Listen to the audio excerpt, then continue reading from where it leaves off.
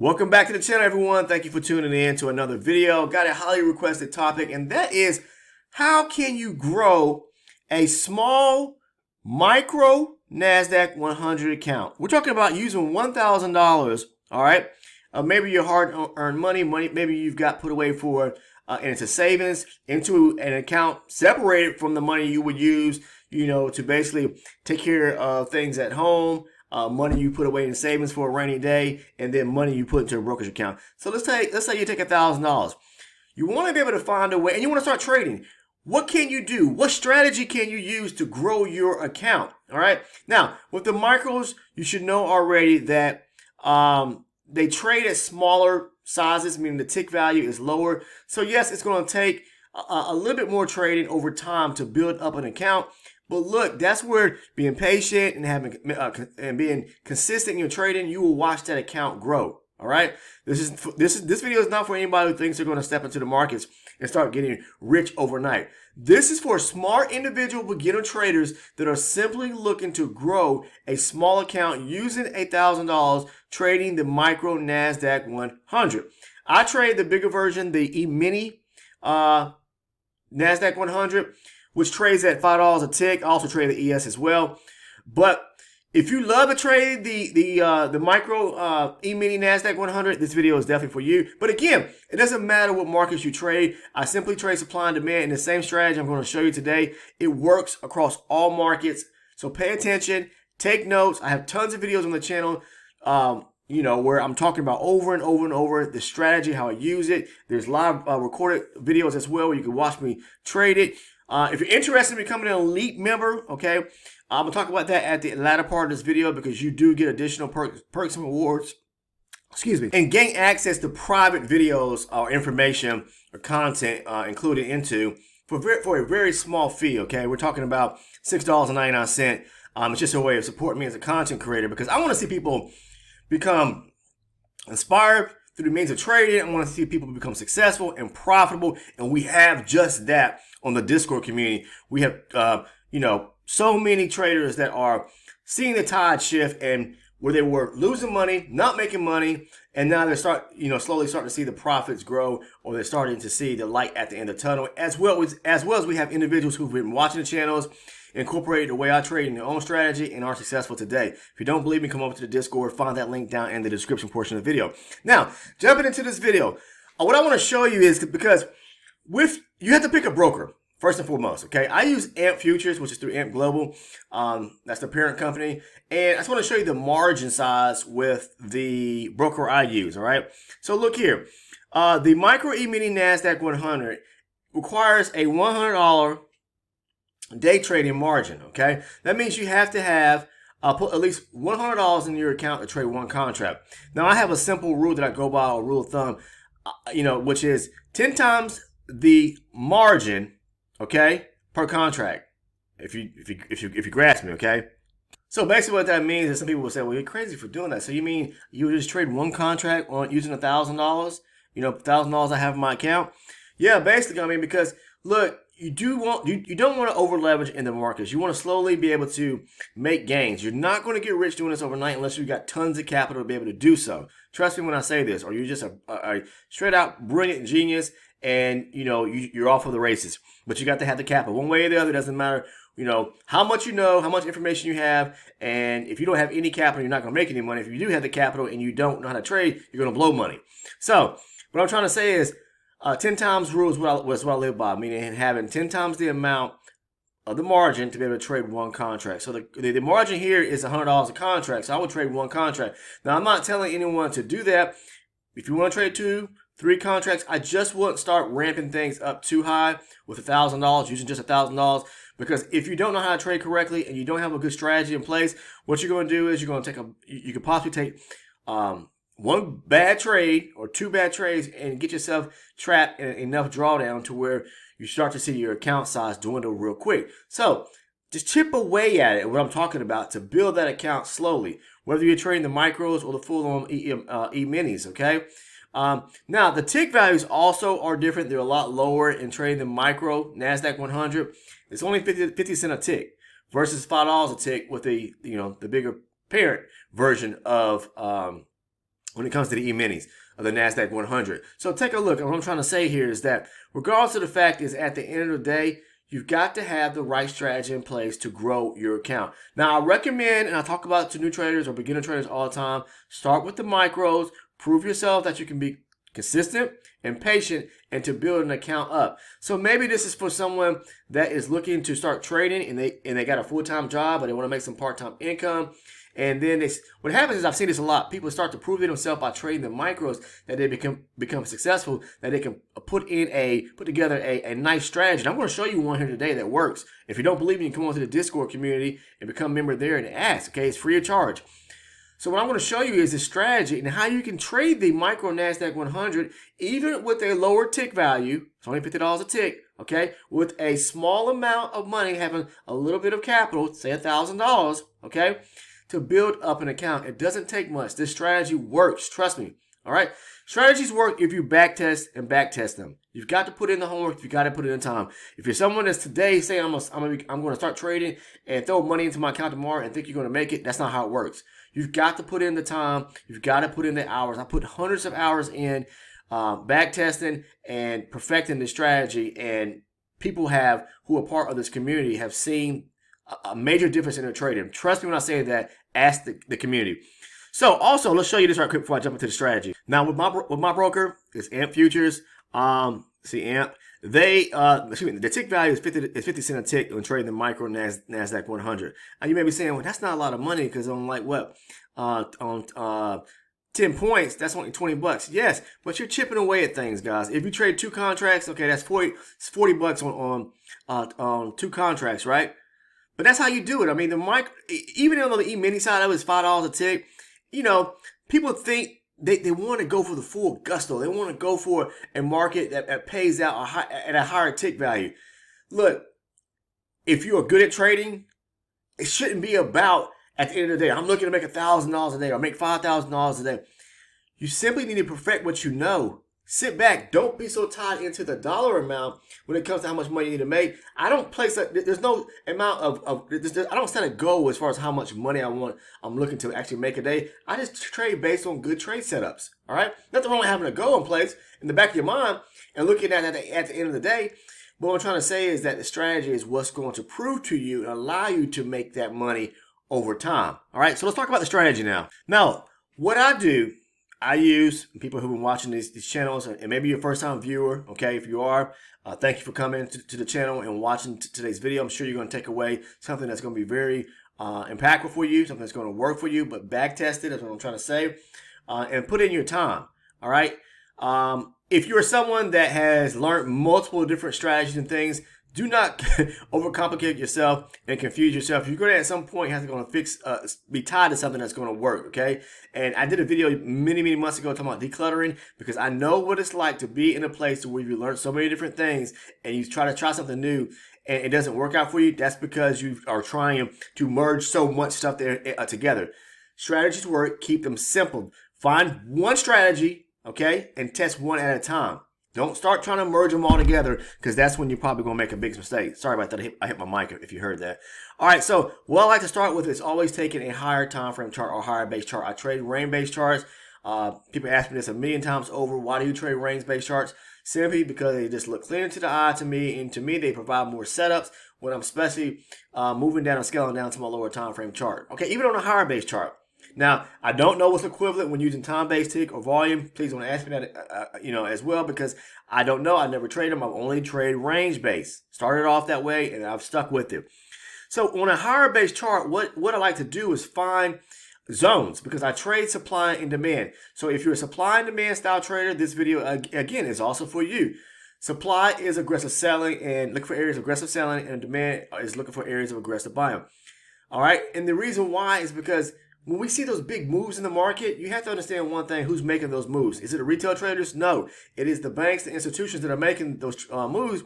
So we want to be able to trade just like them. I mean, not just like them. We want to follow their movements and trade on areas or setups we see. For example, if they push the market to the upside and we saw a nice swing of demand to the upside, I want to wait naturally to come back to that area especially if we got imbalances, gaps. You hear me say that, avoids back to that zone, because the probability of the market moving in the intended direction back to the upside is very high. Because when they start moving real quick to the upside, trying to position orders or fill orders, lots of times they can't fill them fast enough, and the market just gaps up real quick. So when it comes back down, there's still orders on the table, that gap to get filled. So we want to take and grab their coattail back to the upside or downside, depending on how the market's moving. This is what I want to stress. Market structure is the key essential ingredient.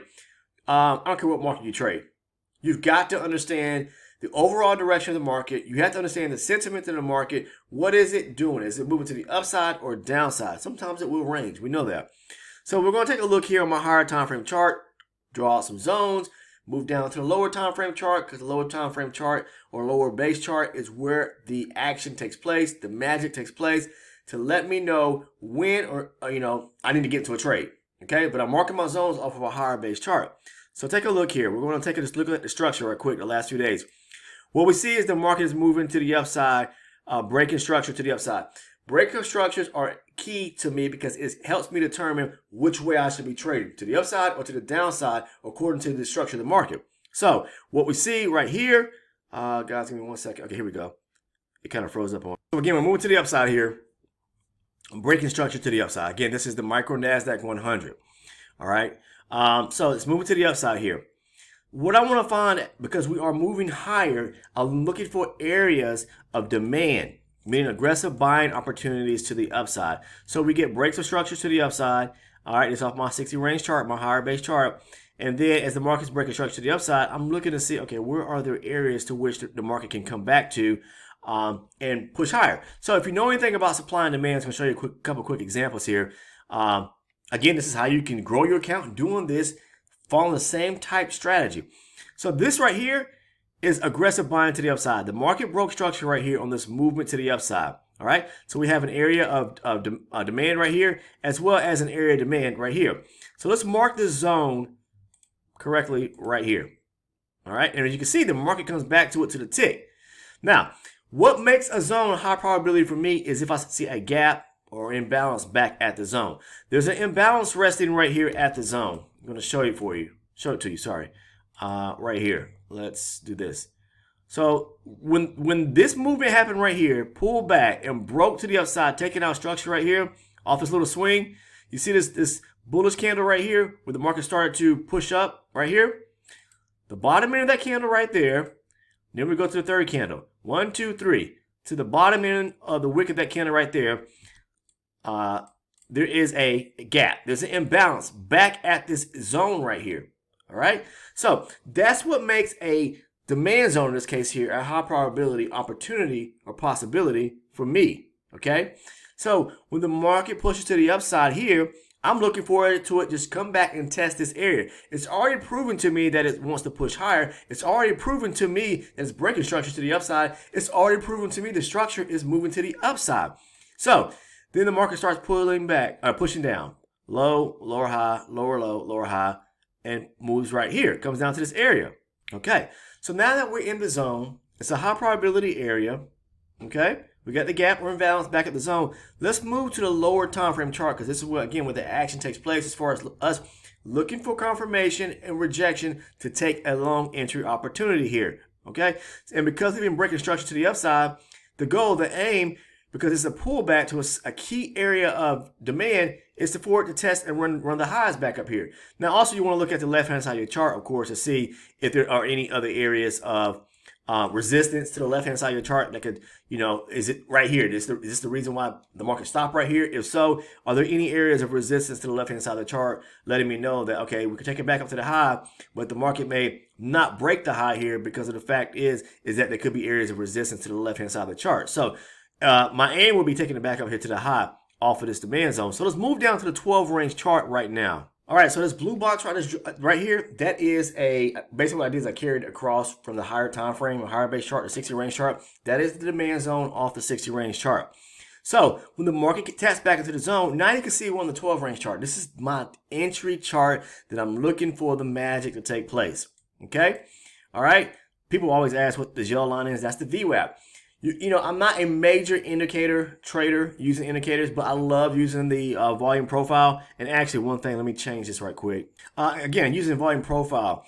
Volume is essential. It is key also. It's very important. The reason why I like to use the volume profile, because I talk about it in many videos about, if you ever heard the term selling at an area of premium, okay, meaning selling the highs and buying the lows, meaning buying at a discounted area. Well, I like to take my trades when the market pulls back to a zone. In this case here, this is a higher time frame or higher base a zone right here, demand zone, at an area on the lower time frame when the market is right below, approaching a lower portion of a high volume area. Okay, because the market likes to move from a lower volume area to a high volume area, okay, then maybe through a lower volume area back to the next high volume area. So you have to understand movement when it comes to volume profile. The yellow line is the VWAP, the volume weighted average price, and lots of people like to trade or look for included in part of their trading when they have a specific strategy or setup. In this case here, because we're above it and everything's lining up, it's just more confirmation or confluence. So the more confirmation, the more confluence you have, even with using, you know, an indicator or two,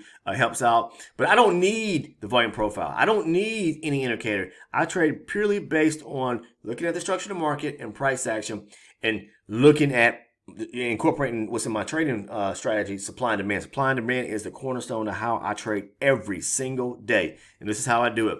So we're at a higher time frame zone. All right, what happens then? Now that we're here, it's simply just looking for a break of structure to unfold back to the upside, okay?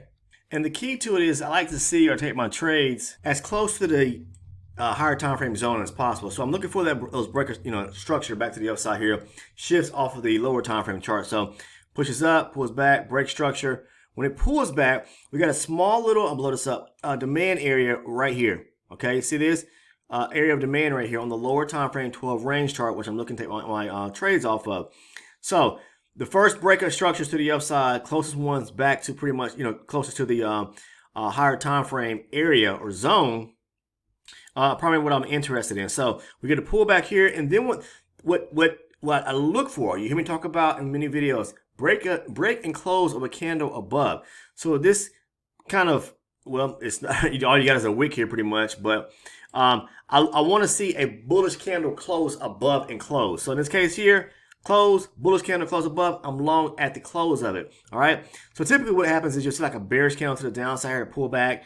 Okay. And then the next candle, if it's followed with a bullish candle that breaks above that last down bearish candle and the close of it, I'm going long. Okay. And I'm aiming again back for the highs up here, going back to, because I use the lower time frame chart to get into the trade when we get back to the zone, but I'm looking and aiming to see where the market can go to off of my higher time frame, because those are going to be my central points for target profits, areas where I'm looking to gauge and take profit to. So I'm aiming back up to the highs up here. Again, the market can reject when it gets back up here, but I'm aiming for areas of imbalances that the market can fill. There's areas here that the market needs to fill right here and right here. So I'm aiming for those areas for the market to run back up there. So again, I'm taking and looking for the entry off of my lower time frame. Once I see the breaker structure and then a demand area created off of my lower time frame 12 range chart, it gets back to, as you can see here, let's move this a little bit because it's not correct. As you can see here, this is like primarily 2 ticks. I talk about in videos, anything that's like less than 3 ticks, okay, I'm interested. It doesn't have to touch it 100%, but I prefer to see it touch 100%. I'm going to take a swing at it right here. Now, also you could have got in right here. This is a push up, pull back, breaker structure, pulls back right here. This probably been the best opportunity to get in right here. And then you see the close of the candle, the green candle above the last down red candle here. Break and close of a candle above. After a breaker structure back to the upside off of the lower time frame, helps signal the fact is I need to get in this trade and take it back up, looking for areas of imbalances to fill off the higher time frame chart or higher base chart. So let's move forward, okay? So the market runs higher. Then it folds. It must have been some area out here to the left-hand side, side of the chart, resistance, whatever the case is. Starts to move lower. Starts to break structure to the downside here with these lower lows and lower highs to the downside. You see that? Now, this would have been it may still be in, yep, let's see. No, it broke it right there. Okay, this area right here, this is a supply zone. As you can see right here, aggressive selling, but the market didn't immediately pull back to it. Eventually, it did pull back to it. You can see right here, All right, it did, and it didn't. It rejected it, but again, I don't trade off of my higher time frame chart. I have to go down to the lower time frame to see it. But let's just continue following the movement of the market here. Didn't come back here. It filled in some of the imbalances or fair value gaps here, and then decided to continue running lower here. Now, here's a beautiful trade setup. I'm going to show you right here in this area right here. Let's draw this out. Supply. Again, we're on the micro Nasdaq 100 right here. Push down, pull back, break a structure, aggressive selling right here. All right, there's an imbalance or gap resting back to this at the zone. Now, it didn't come back 100% and fill that area of imbalance and tested this area of supply and rejected from it. But let's go over to the lower time frame chart. That was at, okay, first and foremost, let's do this. Let me go ahead and mark this on all the charts so we can see it on our 12 range chart. Let's move down to the lower time frame. All right, now we're on the 12 range entry chart. So what we see here is the market tapped into that higher time frame or higher base chart there on the 60 range. Okay, when it taps into that, I'm looking for rejection, break a structure to the downside, pull back to a key area, in this case here, of supply. Look what happens here. It taps into it, break structure to the downside, pulls back. There's an area of supply off of the lower time frame chart right here, and it taps it to the, and there's a gap, there's a void back at the zone, taps into it 100%, blow it up a little bit, okay? And when I see that, I get the break and close of the candle below, which primarily didn't happen right here. I'm an aggressive trader. When I see, let me explain this to you too, because this is something that you can use in your own personal trading. When the market pulls back to that supply zone that now we have on the 12 range chart, after seeing the break of structure, you see this candle right here? That's a hammer candle. That is the downside, a bearish candle. A hammer candle is a momentum candle to let you know that the market is more likely has interest in pushing lower. But one thing to pay close attention to that I always tell traders to do, when the market gets back to a zone on the lower time frame when we're looking for rejection, did it push deep into the zone or did it wick at it? If you see the market come to it and it wicks away from it like it did here, candle wick, the body starts to move to the downside, that is a sign of aggressive movement further to the downside. And because it didn't go into the zone, okay, deep into the zone, I'm going to be aggressive at the close of this candle right here, this bullish candle to the downside, to go short. All right. So maybe you waited for this. Maybe you didn't catch it there. Maybe you want to be a little bit more conservative. The market pushes lower. We get a pull back into the bullish candle to the upside. Pushes lower here. At the break pretty much below here at 655, you can go short. If you look at the higher time frame, where are we looking to aim at? The lows down here to fill in these imbalances that we see where the market is resting. I mean, that are right here. We have an imbalance, small imbalance or fair value gap right here, and there's a gap right here as well. So the market is going to aim to fill those imbalances in back to the downside, and it does that. Rejects the area. So I'm looking to gauge the target. My target where I'm going to take the market to based off of what's going on the higher time frame after getting rejection on my lower time frame at a zone that's created. Okay, go back to the higher time frame, look where we can take it to, but go ahead and size the market up before you even go to the lower time frame to know your possibility of where you can take a trade down to. So those are two examples. A demand setup and a supply setup. It covers the strategy and how I trade each and every single day. All right, I incorporate that, and I tell and I stress this to new traders and beginner traders who come across and watch the videos. Spend time back testing it. Put your own twist on it if you want to. It works that way as well. But you can come over to the Discord and ask the current members, those that are part of the community, and they'll tell you, hey, how many of you found have success? You know, how many of you are actually just working for you? How many has it helped you in any particular way trading or watching the videos and understanding this strategy? Have you seen your trading take off to another level? Has it curved your trading for where you were negative to now you're positive? I'll have the community members to speak for themselves. I'm not saying everyone trades the same way or that I do. Some of them have put their own twist on it. Some members of the community are trading their own strategy, but I'm just simply trying to show you that this stuff works. Not every trade is going to work out. You must understand that. It doesn't matter what strategy you use. Trading is all based on probability and looking for good setups. Again, supply and demand to me, it just makes sense. 100% based on anything I've ever seen. All right. Now, if you want to become a Discord member, I simply say, Find the link down in the description portion of the video. It's free to join. Click on it and come over and join us on the channel or on the server. As well, the elite membership tier that I was talking about is $6.99 a month. That's all it is. Most people spend more than that on a cup of coffee or a beverage of their choice daily, or a sandwich that they eat for lunch or for breakfast, whatever it may be. But you're getting so much added value for $6.99. It's just a way of supporting me as a content creator, but by me giving back to you trade breakdowns to where I go in detail about trades, okay? And it's not so much about the actual trade. It's about showing you, again, covering in depth what it is from my mindset, what I'm seeing, what I'm looking at prior to me taking a trade. Also, why I took that trade and where I'm taking that trade to. Oh, one thing I want to follow up in this video here, because people always ask about stop losses, okay? I trade a minimum stop loss. That just simply means before I get to a trade, I always know where I need to get out the trade, and it's always at the back end or top end of a support and swing. So let's take a look here at this last example I just showed you, all right? Remember what I said? We're looking for that break of structure back to the downside, okay? And then a pull back to an area of demand that's created. Well, this right here at the top end, I'm going to show you. This, once the market taps into that higher time frame zone, all right, and then we get the break of structure to the downside, pull back to a key area of now supply on the lower base or lower time frame chart. This area right here, higher base, lower base demand zone. Supply zone. Sorry about that. So once we get the break of structure, my stop will rest right here on the back end of this area here. And I always say, do yourself a favor and not put it tick to tick at the back end. Now, if you want to be conservative and you know, take out right here, if the market pulls back, and they will try to test and run those areas because they know that traders are putting on sell positions to go short because they know, for example, they moved away from that area. So they know that are people who are waiting for the market to come back to this area to transact at going short, especially retail traders. So they know people are going to put their stop like right here at the back end. Okay, as you see it pull back to the zone, but it didn't come back up here. Sometimes you'll see it go all the way back up here, take it out or run it by a tick or two, and then they'll move the market in that direction right there. Understand that. That's how they move. They know they're trying to take your money. It's called capturing liquidity.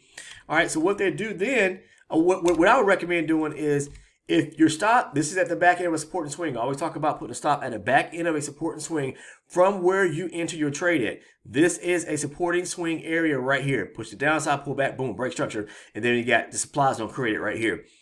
Give yourself some room. Push your stop up maybe 4, 5, 6 ticks. Give yourself a little breathing room at the back end of that area, a supporting swing. Okay? Whether it's to the upside or downside. So that if they do run it by a few ticks, that you don't get stopped out. All right? And then the market runs lower. Now, if they stop you out, then you know the trade just didn't work out. And you didn't lose much, okay? You didn't lose much. You got to understand that you're going to have to put on incur some means of risk when trading, because that's what trading is.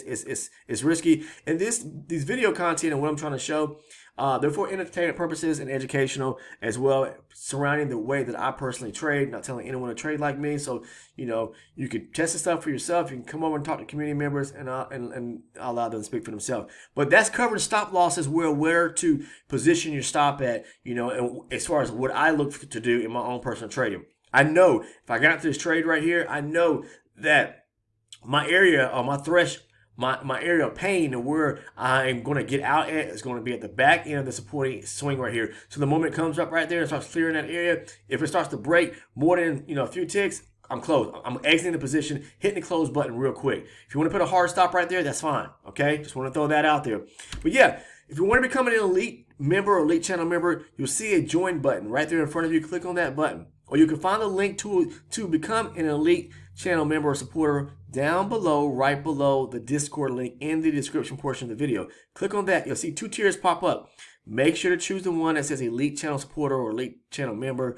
It's one or the other. I forget how it's titled. Choose that one. It's $6.99. That's going to give you the access to the trade breakdown videos that I've put out there. Okay, and I'm going to do one today to discuss a trade I took yesterday, as well as you get the video playlist. It's a hand-selected list of videos of video content that I feel is the most pertinent, and it covers the core to the strategy and how I trade. Okay, it's a series of videos. Most of those are found on the you'll see them on the channel here, but there's 700 videos, and people don't want to watch 700 videos, I'm sure. So I've hand-selected ones that I figure cover, you know, the gist of how I actually trade the strategy, okay? Outside of that, that's all I have for you guys today in this video. Hey, it is the championship weekend for everyone that is celebrating here in the States. Football, whether you're going for the Ravens, the 49ers, the Lions, or Kansas City, this is it. NFC, AFC championship weekend. I don't know who your favorite team is. Some of you responded yesterday. I'd like to hear from the rest of you. But look, guys, hopefully this video you found some value in this video. Take your notes, rewatch, and watch some of the other videos on the channel. Take take this stuff serious, what I'm trying to say, all right? But that's all I have for you. I appreciate everyone tuning in. I'll see you in the next video. Take care and have a great weekend. And one last thing I want to say, if you are not a current subscriber, take the time, please click on the sub button below. Make sure to turn on all your post notifications so you never miss one of the uploads. And if you found value in content within this video, please leave a like by smacking that thumbs up button. Take care.